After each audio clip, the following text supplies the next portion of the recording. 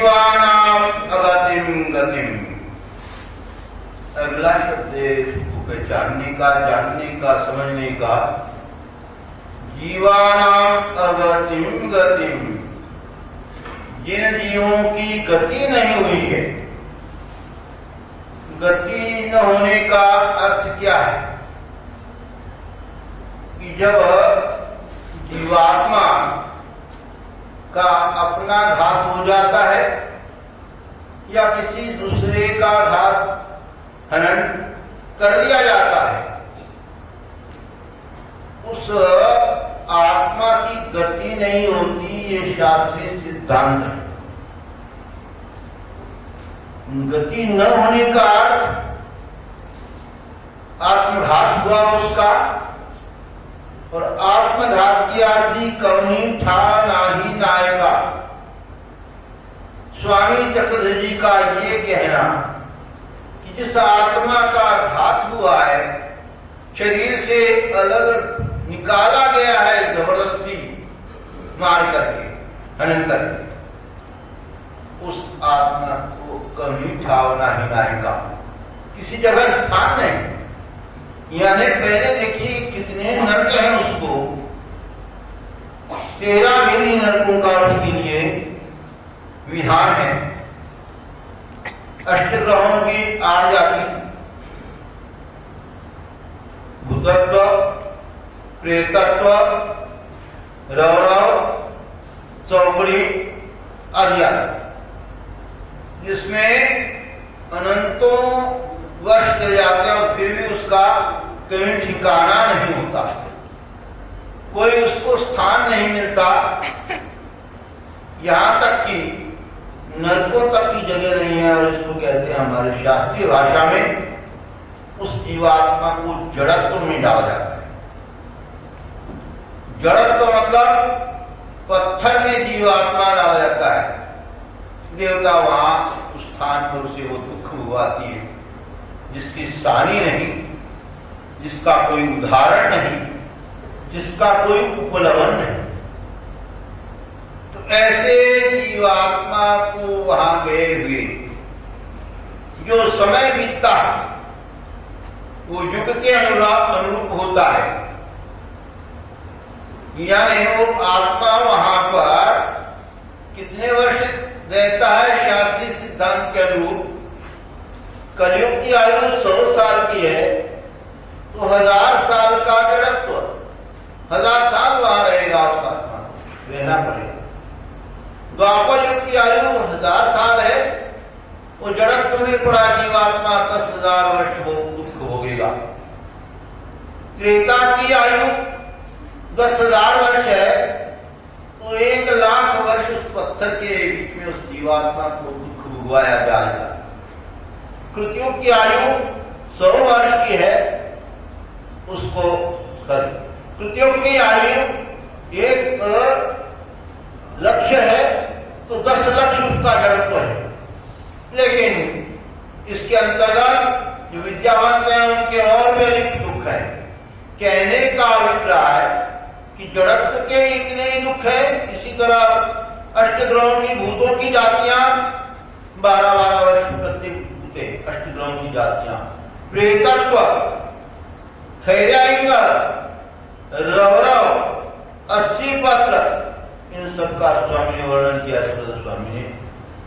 तो इस तरह वो जीवात्मा अनंत चक्रों के नरकों के अंतर्गत घूमता रहता है। जो आत्मघात जिसका हुआ हो या जिसका आत्मघात कर दिया गया हो, तो वही मतलब उसकी गति नहीं ना, कहीं सुख में भी स्थान नहीं, कहीं नरकों में भी जगह नहीं, ऐसी जगह पर उनको पहुंचा दिया जाता है। तो ये कहते हैं जीवानाम अगतिम गतिम, जिन जीवाओं की गति नहीं हुई है, उनको कहीं स्थान नहीं मिल पाया है, वहां से निकालने की बात और औरों के सामर्थ्य की कहां तक होगी, आप स्वयं विचार करें। जबकि भगवान को भी इसके विषय में जो है सोचना पड़ता है।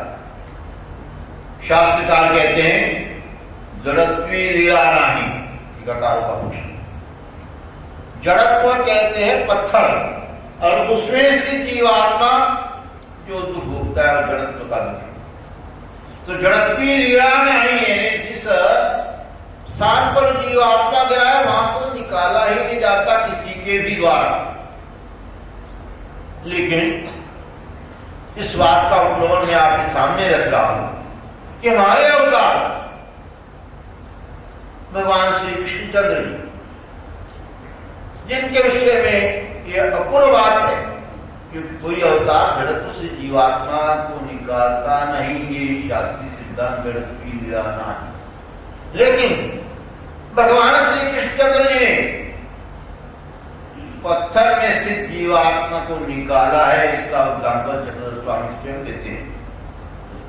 पंडु पायली विमंचन, पंडु राजा को जड़त्व के दुख यानी स्वर्ग स्थित पौड़ी में उसको रखा गया था। क्यों? कि उस देवता साधन को पूर्ण रूप से उसने कर नहीं पाया। 99 यज्ञ किए थे, एक यज्ञ की कमी रही, नतीजन उस स्थान पर उसे डाला गया। जब भगवान कृष्ण और अर्जुन संदीपानी के लड़के लाने के लिए गए थे स्वर्ग में, तो उस समय भगवान श्री कृष्णचंद्र जी ने अर्जुन से कहा, अर्जुन इस पौड़ी पर पांव मत रखना। लौटती बार अर्जुन ने पूछ लिया, भगवान आपने क्यों मना किया था? इस पौड़ी पर पांव न रखो, ये आज्ञा जो थी, क्यों, क्या बात? तो भगवान श्री कृष्णचंद्र जी कहते हैं, अर्जुन तुम्हारे पिता को यहां जड़त्व का दुख भुगवाने के लिए देवता ने प्रस्तावित किया, स्वर्ग का पद नहीं मिल पाया तो पूर्ण क्रिया बन नहीं पाई। सौर्य नतीजन स्वर्ग की उस पौड़ी में उसको स्थान मिला। तो अब अपने पिता की ये दुर्दशा देखकर कोई रह सकता है क्या? और फिर जिसके साथ भगवान का साथ हो। अर्जुन ने झट चरण पकड़ लिए भगवान श्री कृष्ण के और प्रार्थना की, भगवान मेरे पिता को यहां से निकालिएगा। और प्रभु तो समर्थ है, कर्तुम न कर्तुम अन्यथा कर्तुम स्व ईश्वर। करने न करने योग्य सभी क्रियाएं करने का सामर्थ्य उस अवतार में है, इसीलिए उसको ईश्वर परमेश्वर। और इसीलिए भगवान की बात कर रहा था मैं, उसी की व्याख्या कि वहां से निकाला नहीं जा सकता, लेकिन अपने भक्त की प्रार्थना, अपने भक्त का अनुनय विनय, और वो भक्त ऐसा नहीं, प्रेमी भक्त जिस भक्त का सदैव परमेश्वर को अंगीकार रहा है, स्वीकार रहा है, ऐसा प्रेमी भक्त अर्जुन जब प्रार्थना करता है भगवान श्री कृष्णचंद्र से, यहां से मेरे पिता को निकालो, जड़त्व से मेरे पिता को हटाओ, तो भक्त की पुकार, भक्त की जो प्रेम की जो कशिश भगवान श्री कृष्ण को भी जो है पिघला। तो प्रेमी था ही, अत्यंत स्नेही उनका भगवान का अनन्य भक्त। तो भगवान कृष्ण ने आज्ञा की, तुम राजस्व यज्ञ करो, उसके बाद इस पंडु राजा को निकाला जाएगा।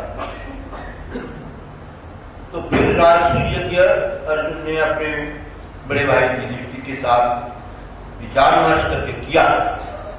और चक्रधर स्वामी कहते पंडु पायली विमुंचने, जड़त्वी लीला नहीं, जिस स्थान से किसी को निकाला नहीं जा सकता, यहां से हमारे परमेश्वरी अवतार हमारे श्रीदेव भगवान कृष्ण ने निकाला है। प्रमाण इसका, जिसके बारे में कहा था, जीवानाम गतिम गतिम, जिन जीवों की गति नहीं हुई है, ऐसे जीवात्मा की गति करने का सामर्थ्य जिसमें है, शक्ति जिसमें है, बल जिसमें है, ऐसे को भगवान कहते हैं। और हम उसी भगवान का पूजन करने का दावा करते हैं। आपसे कहते हैं कि उसके अंदर इतनी शक्ति सामर्थ्य की बात है, और इसीलिए परमेश्वर, इसीलिए भगवान है। वेत्ति विद्यां अविद्यां च सवाच्यो भगवान की व्यक्ति यानी जो जानता है, समझता है, प्रकट करता है। विज्ञान अविज्ञान, विद्या की बात ब्रह्म विद्या। ब्रह्म विद्या एक ऐसी विद्या है, ब्रह्म जो परमेश्वर उसकी विद्या। व्यक्ति विद्या, ब्रह्म विद्या को जानता है, जो समझता है, समझाता है, बताता है, जीवों को सदगति की ओर ले जाने का ज्ञान कराता है, वो ब्रह्म विद्या। तो वो ब्रह्म विद्या कौन सी आप समझ जानते हैं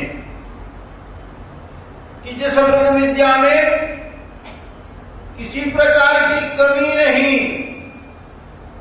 किसी प्रकार का उसमें व्यवधान नहीं, किसी प्रकार का उसमें से शब्द निकाला नहीं गया, डाला नहीं गया, ऐसी वो ब्रह्म विद्या जिसको 5498 वर्ष, तो ऐसी वो ब्रह्म विद्या को